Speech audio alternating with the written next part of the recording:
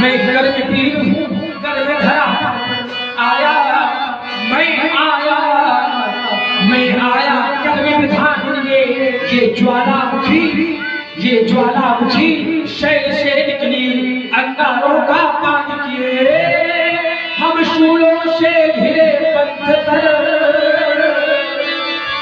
हम शूलों से घिरे पंथ पर, हम हंस हंस कर चलने वाले प्रज्वलित भक्ति ज्वाला में निज प्राणा देने वाले हुंकारों से फटते पहाड़, चट्टान चूर करने वाले अरिदल के घर धसक जाते, जब पड़ जाते रहते काले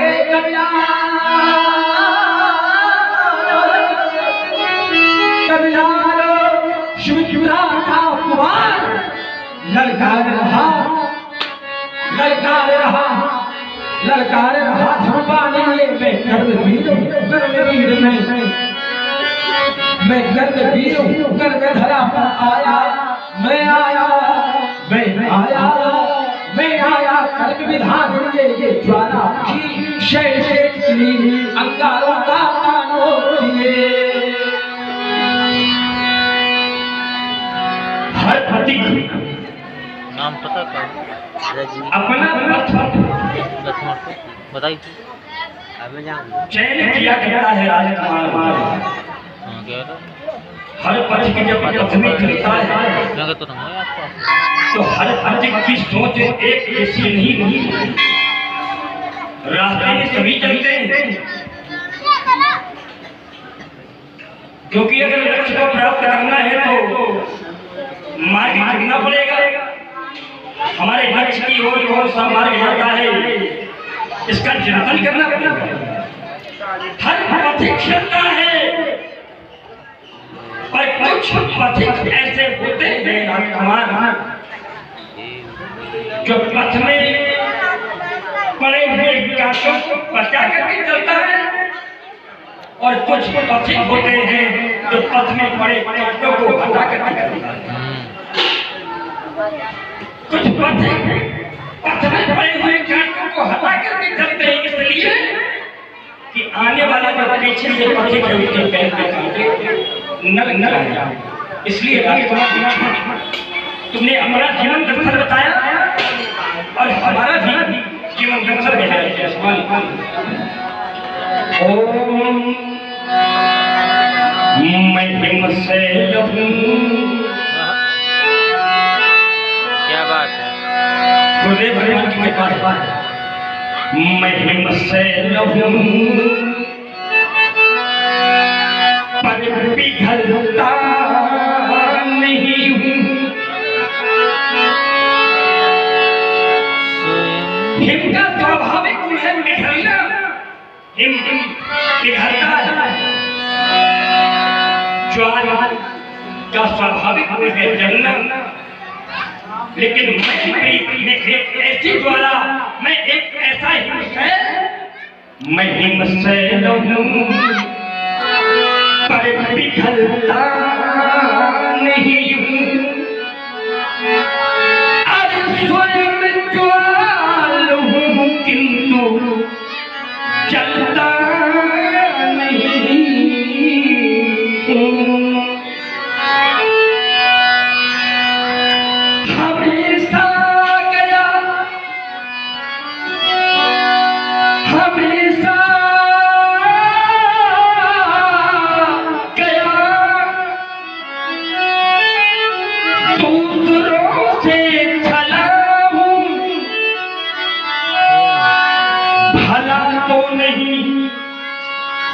कुछ पुरों से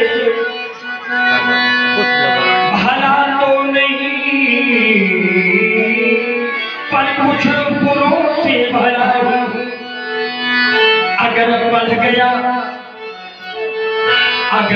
गया फिर पिछलता नहीं हूँ,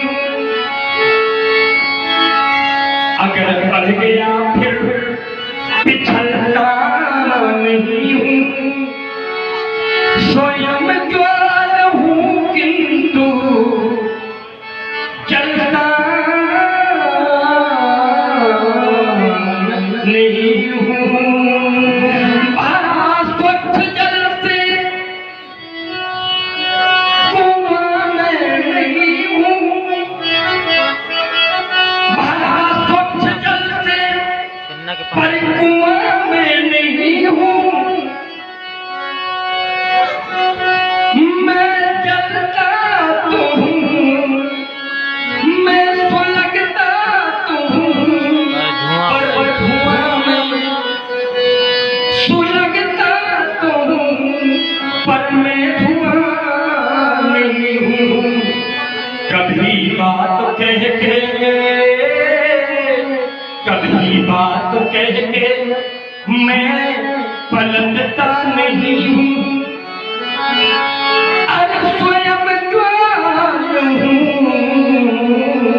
किंतु जलता नहीं। हाँ मैं यही से हूँ पर पिघलता नहीं।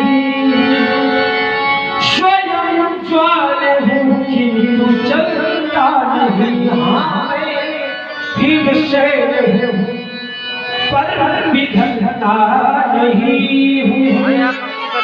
स्वयं ज्वाल किंतु जलता परिपूर्ण पूरित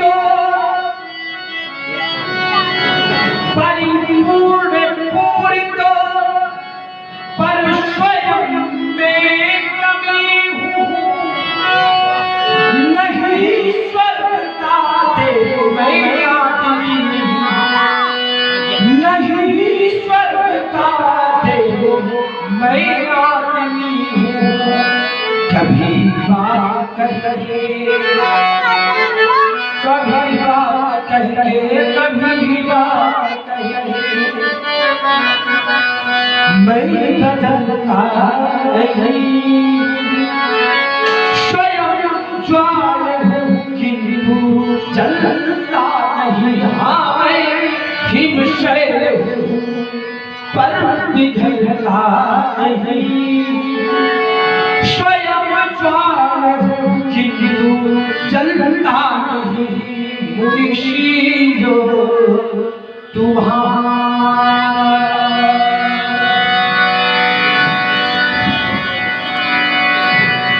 हो नहीं जान वेदिक संसार।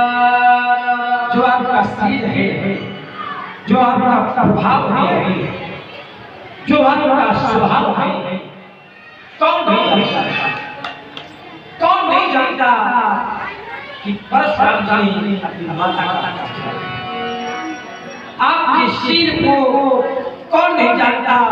वह तो सारे संसार में थे माता पिता। माता पिता पूरी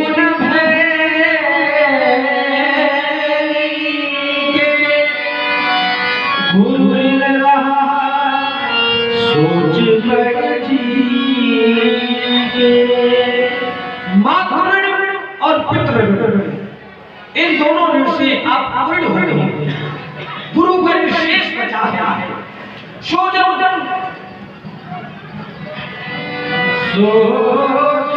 हमारे माथे का दिन चल गए ब्याज बहुबा। इस संसार में जब कोई कर्ज लेता है तो अपने माथे लेता है कि हम कर्जा ले रहे, लेकिन ऐसा लगता है कि परशुराम ने कर्जा को लिया हमने माथे हमारे भाई। अच्छा लिया वो ठीक था, लेकिन लेकर के भूल गए। जब भूल गए हुआ क्या? ब्याज बहुत बढ़ा, ब्याज बहुत बढ़ गया है। चलो जितना बढ़ गया उतना बढ़ गया, बढ़ते बढ़ते जाए होगा। क्या क्या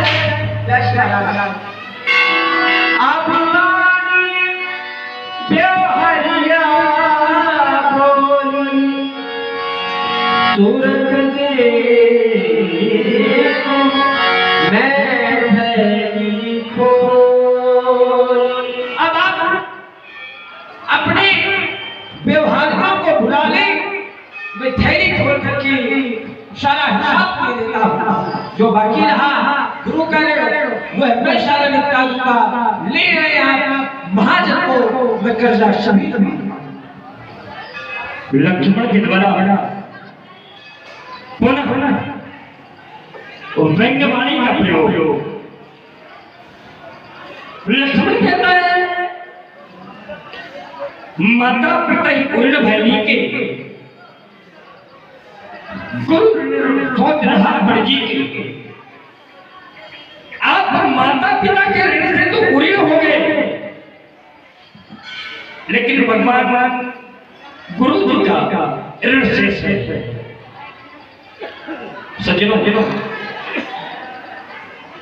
कोई भी व्यक्ति माता पिता के ऋण से ऋण नहीं हो सकता, क्योंकि संतति के ऊपर माता पिता का ऐसा कर्ज चढ़ जाता है कि संतति उस कर्ज को कभी उतार नहीं सकती। कर्ज क्या है जी?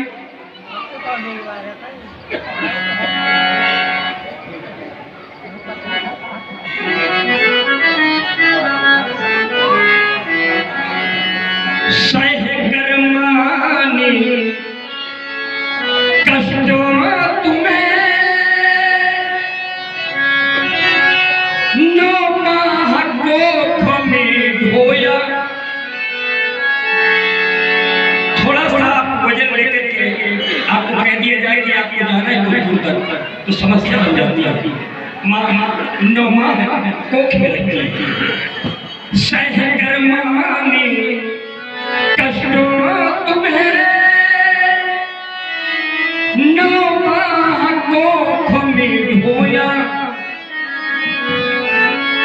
छाती का है दूध पिलाया जब जब तू है रोया। देख करके तुम दुख